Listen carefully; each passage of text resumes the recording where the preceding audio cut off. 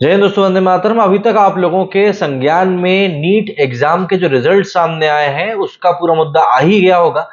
Result सामने आने के बाद में बहुत बड़ी कंट्रोवर्सी खड़ी हो गई है। काफी ज्यादा लोगों ने इसको लेकर एस्केलेशन लगाया है कि रिजल्ट्स जो हैं ये गलत आए हैं।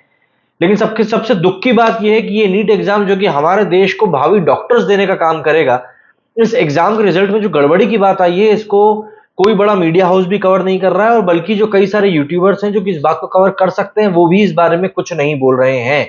और ये तब हो रहा है जबकि हमने अभी देखा है कि इलेक्शन के रिजल्ट्स को, जो एग्जाम कैंसिलेशन होते हैं, जो पेपर लीक होते हैं, उस कारण कितना बड़ा झटका लगा है मौजूदा सरकार को। एंड उसके बावजूद भी कोई इस बारे में कोई बात नहीं कर रहा है।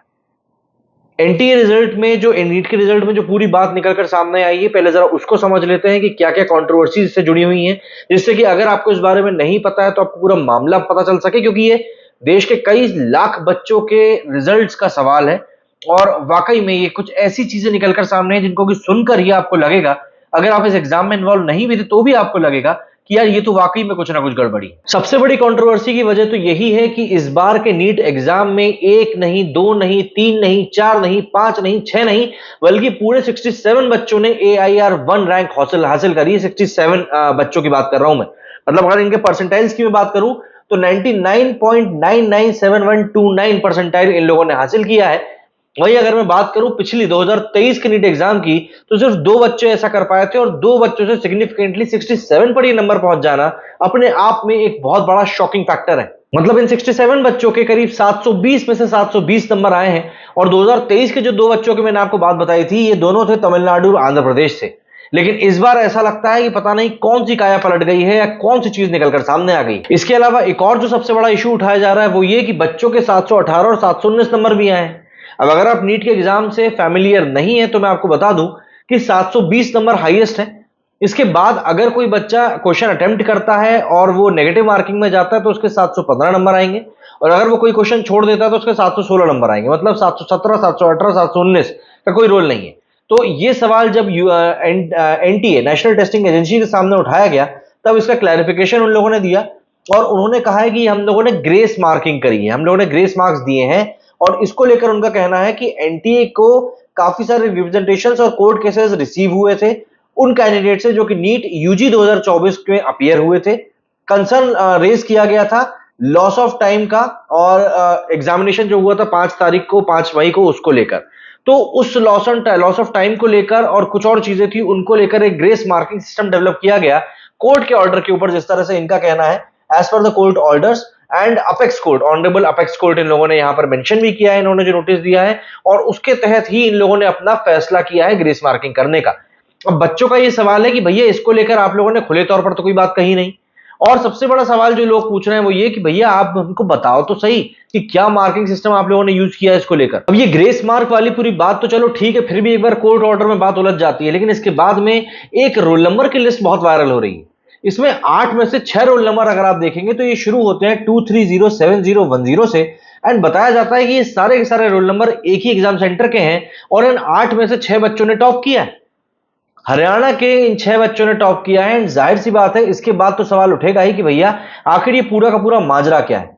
अगर इसमें हम देखें तो एक सवाल और जो बच्चे उठा रहे हैं वो ये कि यहां पर बच्चों के सरनेम का भी जिक्र नहीं किया गया है। अब एक इसके पीछे कंस्पिरेसी ये बताई जा रही है कि जिससे कि माता पिता का नाम छुपाया जा सके, एक कंस्पिरेसी इसको लेकर बता रहे हैं, बट इसके हम कोई आधार नहीं बना रहे हैं। बट हाँ, ये बात जरूर है कि ये पूरा का पूरा एक मेथोडोलॉजी निकलकर सामने आया है जिसमें कि इन बच्चों ने टॉप किया है। एंड सबसे बड़ी बात, ये सब के सब एक ही सेंटर से निकल कर आ रहे हैं। अब ये सब बातें अगर ऐसे होंगी जिस तरीके से, आप समझिए कि कोई बच्चा भी बता सकता है ये चीजें सुनकर कि यार यहां पर कुछ ना कुछ तो दाल में काला जरूर है, सब कुछ यहां पर ठीक नहीं है। एंड इन्हीं सब चीजों के कारण कहीं ना कहीं जो नीट एग्जाम में बच्चे अपीयर हुए हैं, अब वो सवाल उठा रहे हैं इस पूरे चेकिंग सिस्टम के ऊपर, जो नंबर आकर बच्चों ने टॉप किया है उसके ऊपर, ये जो रोल नंबर्स एक ही सेंटर के हरियाणा से निकलकर सामने आए हैं उसके ऊपर। एंड लिटरली एक बहुत ही बड़ी और हार्ट ब्रेकिंग बात है। मतलब अभी जब इलेक्शंस के रिजल्ट सामने आए उसी दिन नीट का एग्जाम भी डिक्लेयर किया गया। ऐसा लग रहा था कि मानो गुपचुप तरीके से बस रिजल्ट को पास कर देना है। जहां पूरी पूरी भारत देश रिजल्ट, एग्जाम रिजल्ट के को छोड़कर जो इलेक्शन के रिजल्ट थे उसकी तरफ ध्यान लगाए बैठा था, वहीं पर नीट एग्जाम में अपीयर हुए बच्चे जो थे लगातार इस बारे में बात कर रहे थे कि यार यहां पर कुछ ना कुछ मैटर हुआ है। और अब जाकर इस पूरे मामले ने तुल पकड़ा है। कई सारे लोग, बच्चे, टीचर्स अब ये मांग कर रहे हैं कि जिन भी बच्चों के मार्क्स 300 से ज्यादा आए हैं उन सबका री एग्जामिनेशन कराया जाना चाहिए। एटमोस्ट ये बच्चे करीब 5 लाख के करीब होंगे, लेकिन ये री एग्जामिनेशन होना चाहिए जिससे कि चीज क्लियर हो सके।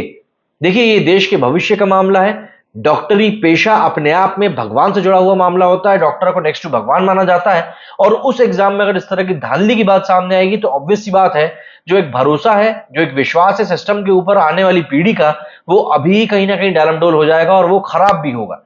ऐसे में सरकार, जो कि अभी स्थापित हुई नहीं है, लेकिन उनको इसको लेकर कोई ना कोई बड़ा डिसीजन सेंट्रल गवर्नमेंट को भी लेना ही पड़ेगा, जिससे कि इस चीज को रेक्टिफाई किया जा सके। ये कोई छोटा मोटा मुद्दा नहीं है, ये काफी बड़ा मुद्दा है। एंड सबसे ज्यादा दुख, जैसा कि मैंने शुरुआत में ही आपको बताया, इस बात को देखकर होता है कि कई सारे लोग जो इस बारे में आवाज उठाने में सक्षम है, जो इस बारे में बोलने में सक्षम है, वो लोग इस बारे में कुछ भी नहीं बोल रहे हैं, इस बारे में चुप्पी साधे हुए हैं। बड़े बड़े मीडिया हाउसेस भी जो है वो इस बारे में कुछ बोल नहीं रहे हैं। दे आर जस्ट थिंकिंग कि हाँ ठीक है, ये मामला धीरे से कारपेट के अंदर चला जाएगा। बट देखिए, इस बार ये मामला काफी बड़ा हो चुका है, काफी बड़े पैमाने पर फैल चुका है। सोशल मीडिया पर लगातार लोग इसके बारे में बात कर रहे हैं कि यार ये आखिर क्या हुआ है और ये क्यों हुआ है, क्योंकि यहां पर आप देखिए क्लैरिफिकेशन चीजों का नहीं मिल पा रहा है। 67 बच्चों ने टॉप कैसे कर लिया? हरियाणा के 6 बच्चे जो एक ही सेंटर में बैठे थे, एक जैसा रोल नंबर था, उनने टॉप कैसे कर लिया?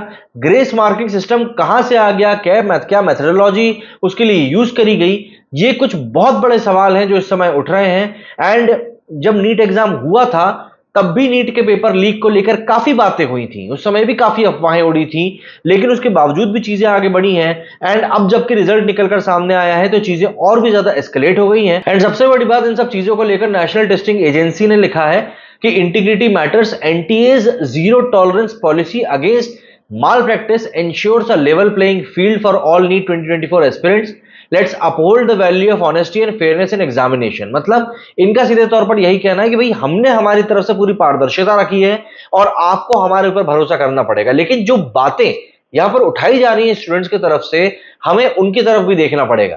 कई सारे टीचर्स हैं, स्पेसिफिकली मैं आपको बता दूं, कई सारे टीचर्स हैं जो कि इस बारे में आवाज उठा रहे हैं कि 718 719 नंबर कैसे आ सकते हैं। ग्रेस मार्किंग का जो सिस्टम की आप बात कर रहे हैं, इसको लेकर एनटी की तरफ से क्लैरिफिकेशन आया है, बट फिर भी इसको लेकर एक जांच का विषय डेवलप होता जा रहा है कि यार इस पूरे के पूरे सब्जेक्ट में आखिर कैसे आप चीजों को रेक्टिफाई करेंगे, क्लैरिफाई करेंगे, या सिर्फ बातें कर देने से बच्चे मान जाएंगे। ये एक बहुत बड़ा सवाल है जो इस समय उठ रहा है।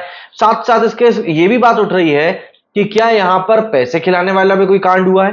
हालांकि इसको लेकर कोई पुष्टि नहीं हुई है, सिर्फ जांच की मांग उठ रही है। और कई सारे लोग ऐसे भी हैं जो इस पूरे मामले में सीबीआई इंक्वायरी की भी बात कर रहे हैं कि सीबीआई को इस बारे में पूरी इंक्वायरी करनी चाहिए और समझना चाहिए कि आखिर ये पूरा मुद्दा क्या है जो निकलकर सामने आया है। क्या कहना है आप लोगों का इस बारे में? कमेंट करके जरूर बताइएगा। मेरे इस वीडियो फिलहाल इतना ही। जय हिंद, जय भारत।